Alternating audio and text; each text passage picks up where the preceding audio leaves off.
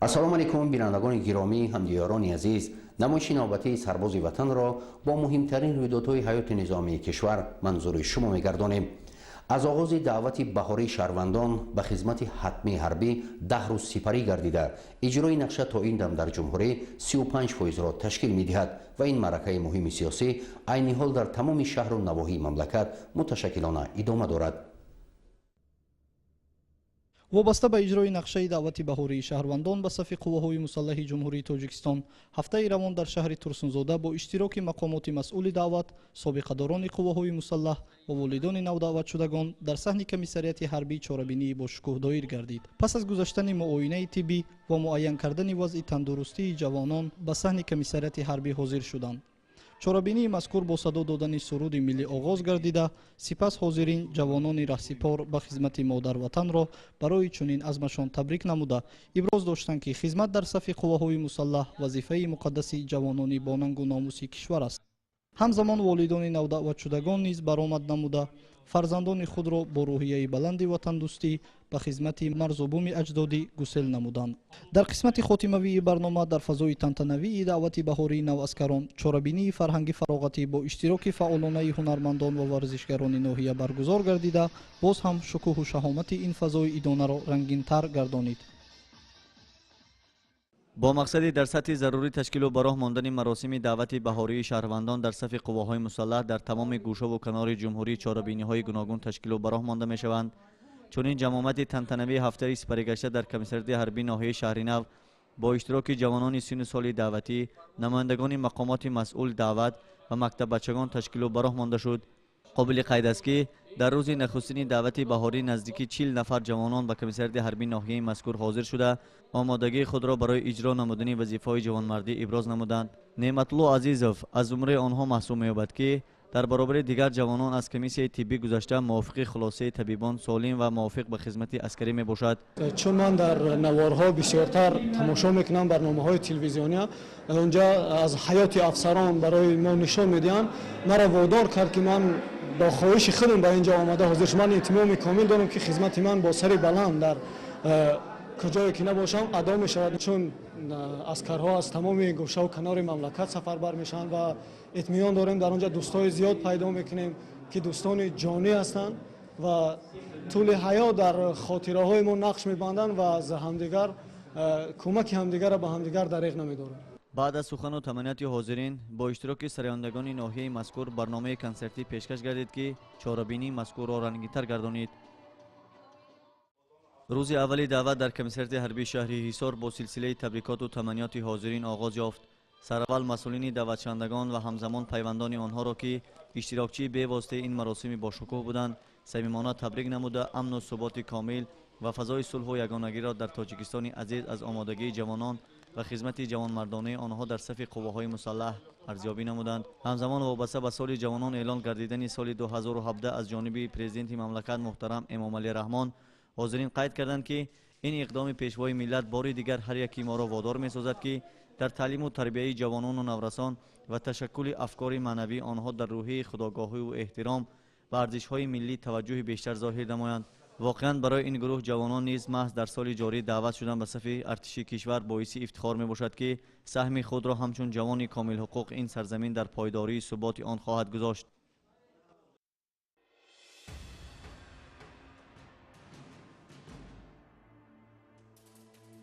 اگرچه دولت تاجیکستان و ارتش ملی آن بسیار جوانند، ولی عنعنه‌های دولتداری و سپاهداری مردم تاجیک تاریخ چندین هزار ساله را داراست.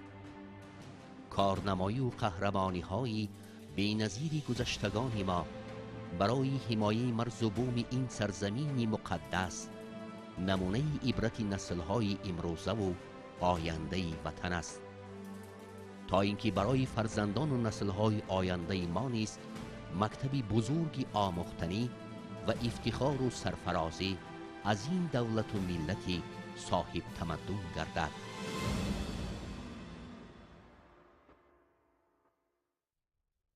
مسئولین کمیساریات حربی ناحیه قبادیان ولایت ختلان نیز چون دیگر ناحیه‌های کشور چهاربینی دعوت بهاری شهروندان را با جلب دعوت شدگان، نمایندگان جماعت‌ها، پدر و مادران و مکتب بچگان با چهره ایدانه و در فضای تنتنوی برگزار نمود.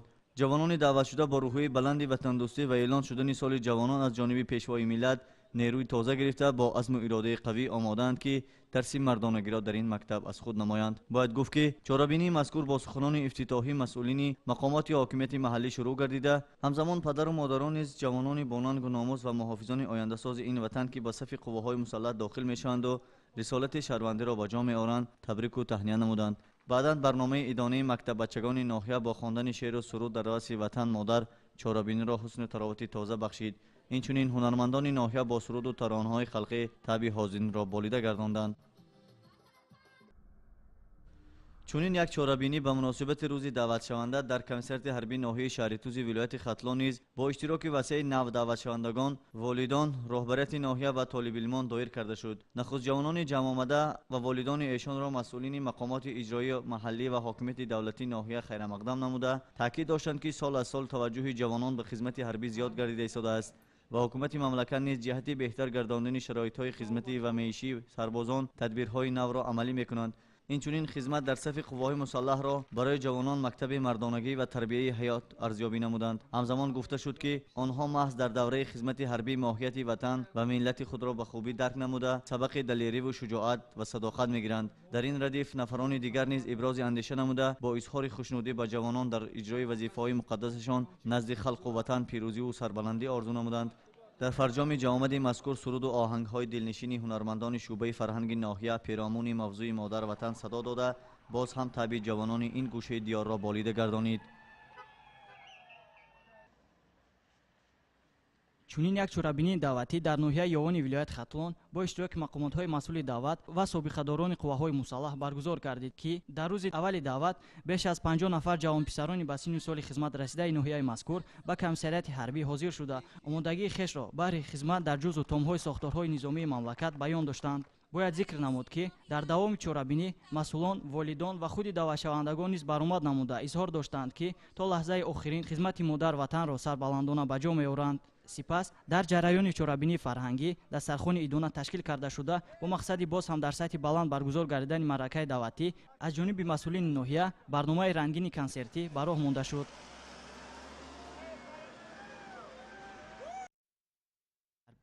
هفته سپری گشته به مناسبت روز دعوت شونده در کمیسریت حربی ناحیه عبدالرحمن جامی جمع تنتنوی تشکیل و به راه مانده شد. در جریان چوره‌بینی مذکور مسئولین مقامات اجرایی حکومت محلی ناحیه، رئیسان محله‌ها و نزدیکان و پیوندان جوانان اشتراک و سخنرانی نمودند. ضمن برآمد پرمحتوای خویش اوید به ضرورت خدمت جوانپسران و از مکتب تربیت حیات بودن ارتش یادآور شدند و اظهار داشتند که هر یک ما از تاریخ گذشته خویش سبق گرفته و برای حفظ یکپارچگی کشورمان همیشه آماده خدمتش باشیم. در فرجام چوره‌بینی مذکور از جانب سرایندگان نوازندگان بخش فرهنگ ناحیه برنامه کنسرتی پیشکش گردید که طبع والدان و خویشاوندان نوازکاران را با سرود و ترانه‌های خویش شاد گردانیدند. جوانان سن و سال دعوتی ناحیه خراسان ولایت ختلان قبل از آغاز معرکه‌های دعوتی بهاری سال جاری هفته سپری گردیده در مشغولیت‌های سفربری و جمع‌آمد مدافعه حدودی که در گارنیزون ختلان دایر گردیده بود. جریان برگزاری این گونه مشق‌ها تکنیک و سلاح و مهمات به آن جلب گردیده را از نزدیک دیده برای خدمت در صف قواهای مسلح آمادگی گرفتند.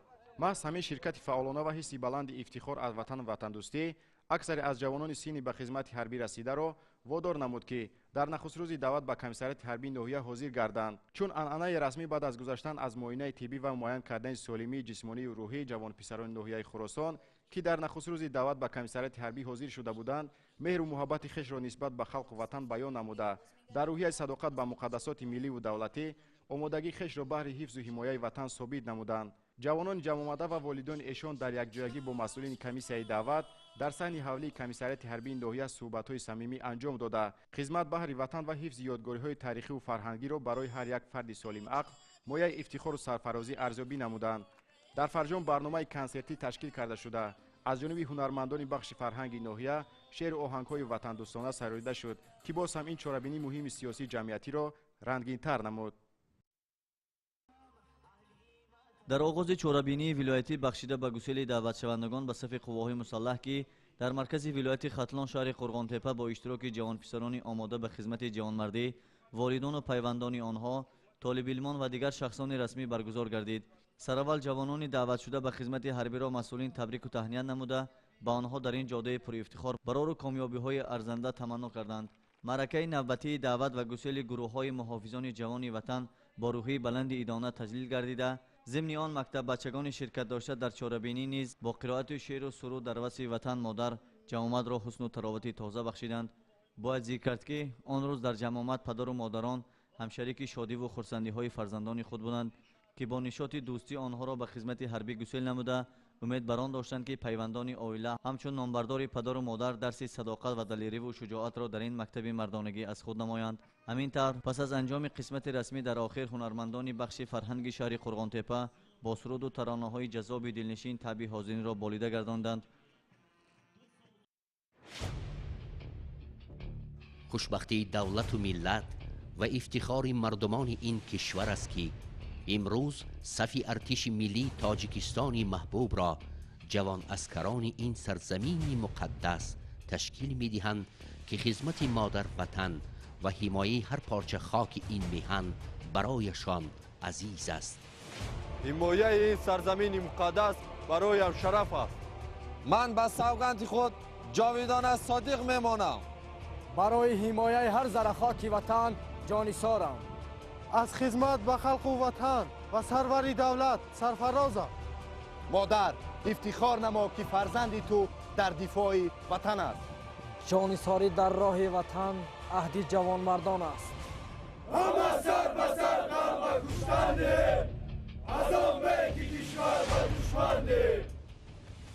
ارتش ملی کشور مکتبی بزرگ است که جوان مردان وطن دوست این سرزمین در آن دوستی و برادری، همدلی و همزبانی، حقیقت، عدالت، صداقت، صمیمیت، غرور و افتخار و ننگ و ناموس آموخته محافظانی حقیقی وطن می‌گردند.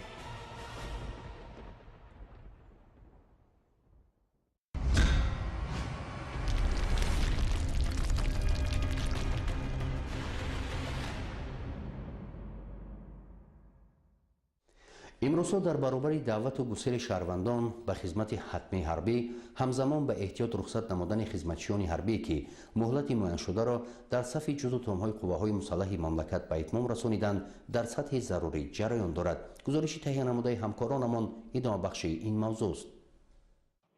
دعوتشوندگان موسم بهاری دعوت در سال جوانان که در نخست روز این معرکه مهم سیاسی جمعیتی به کمیسریات‌های حربی محلی زیست خویش حاضر گردیدند.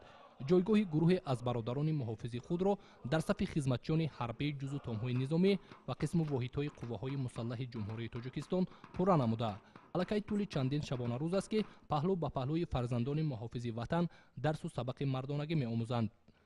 برابر به خدمت شروع نمودن آنها همچون نودرسان و نورسان در راه حفظ و حمایه وطن، اینچنین آن گروه سربازانی که مهلت مقرر گردیده خدمت حتمی حربی را با سربلندی به انجام رسانیدند بهر احتیاط به ذخیره طلایی حمایتگران این سرزمین از صف ارتش ملی رخصت کرده می شوند. در مراسم باشکوهی که به استقبال دعوتشوندگان سال پر افتخار جوانان و به مناسبت گسیل عسکران زور و توانای مرزبوم اجداده در پایگاه یکی از واحدهای پر اقتدار ارتش بریگادای حمله آور دسنتی قشونهای زود عمل قواهای مسلح جمهوری تاجیکستان دایر گردید. بهر تبریک جوانان دسنچی وطن، هیئت‌های راهبری و فرماندهی و دیگر شخصان مسئول به بزمگاه یا خود رزمگاه محاربه‌های تن به تن قسم حربی آمده بودند. سخن و تبریکات صمیمانه افسران عالی رتبه وزارت مدافعه پس از سپردن بلیت حربی به فرزندان صادق به قول و قسم عسکری آغاز گردیده ضمناً اظهار سپاس بیان کرده شد. سپس بعد از گرفتن رسم خاطرروی افسران و عسکران یا خود دسنچیان زود عمل ارتش، همخدمتان نوابسته از طلبات قانونگذاری و خدمت پرمسئولی حربی با سربلندی ذکر کردند که جهت اجرای رسالت شهروندی و وظیفه مهم فرزندی در نزد مادر وطن تا آخرین نفس در راه حمایه دولت و ملت باقی میمانند.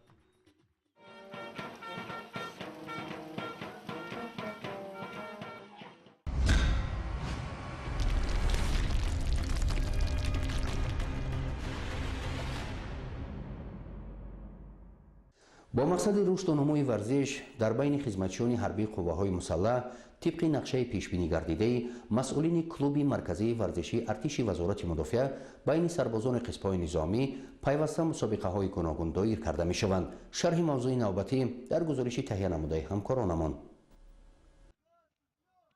در دایره چارابینی‌های ورزشی کلوب مرکزی ورزشی ارتش وزارت مدافع بخشیده به سال جوانان هفته سپری گشته در مجمع ورزشی ارتش با مقصد ترغیب طرز حیات سالم، تحکیم بخشیدن دوستی و رفاقت میان خدمتچیان حربی این نهاد قدرتی، مسابقه از نمود گشتین و بندکشی تشکیل و براه مانده شد. چارابینی مذکور میان افسران و اسکران قسم‌های حربی گارنیزون‌های ختلان و دوشنبه در سطح بلند ورزشی دایر گردیده، اساساً آن از گشتین ملی و بندکشی عبارت بود که در آن افسران و اسکران شجاع وطن مهارت و جسارت مردانگی خویش را نشان دادند. گذرانیدن این گونه مسابقه‌های ورزشی همیشه در مد نظر راهبریت وزارت مدافع قرار داشته با مقصد سالمی تن و روح پیوسته با جلب خدمتچیان حربی تشکیل و براه مانده می شود.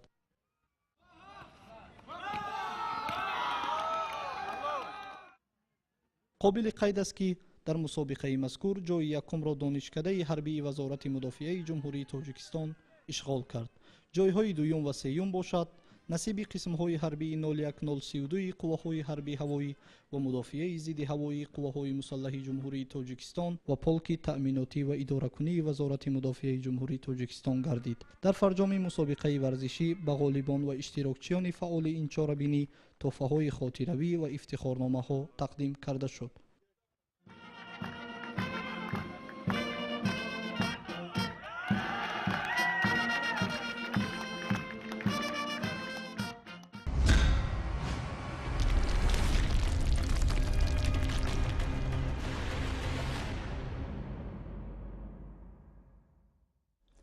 بینندگان گرامی، با تمنای روزگار خوش آسوده شما و با ایثار سپاس و